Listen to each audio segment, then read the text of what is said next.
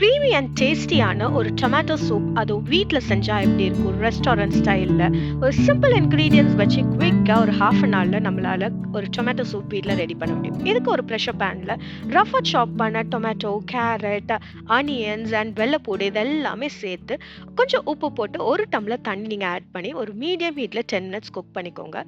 Carrot add பண்ணுறதுனால உங்களுடைய colour வந்து நல்லா என்ஹான்ஸ் பண்ணி கொடுக்கும். இது எல்லாமே 10 மினிட்ஸ் குக் பண்ண பிறகு பார்த்தீங்கன்னா நல்லா சாஃப்டா மேஷியா குக் ஆயிருக்கும். இந்த ஸ்டேஜ்ல நம்ம நல்லா ஒரு மிக்ஸி ஜார்ல ஸ்மூத்தான பேஸ்டா கிரைண்ட் பண்ணிட்டு அதை வந்து ஒரு பெரிய ஒயிட் பாட்டம் பேன்ல நான் வந்து சீவ் பண்ணி எடுத்துக்கிட்டேன். அதாவது உங்களுடைய husk and skin and seeds எல்லாத்தையுமே டிஸ்கார்ட் பண்ணிடலாம். இது நம்ம வந்து கொதிக்க விடுவோம். கொதிச்சிட்டு இருக்க போது கொஞ்சம் வத்தப்பொடி, மஞ்சள் பொடி, சுகர் வந்து ஃப்ளேவர் என்ஹான்ஸ் பண்ணி கொடுக்கறதுக்காக ஆட் பண்ணி ஒரு கொதி வந்த உடனே ஆஃப் ஆக்கிட்டீங்கன்னா உங்களுடைய சூப் ரெடி ஆயிரும். நல்லா ஒரு ஃப்ரெஷ் க்ரீம் நீங்க மேல டாப்பின் பண்ணிட்டு நம்ம ஹோட்டல்ல குடுக்குற மாதிரி பிரெட் கிரம்ப்ஸ் அத வந்து நம்ம வந்து நல்லா ஒரு டாஸ் பண்ணி நம்ம சாப்பிட்டோம்னா, சூப்பரான சூப் வீட்லயே குயிக்கா ரெடி ஆயிரும்.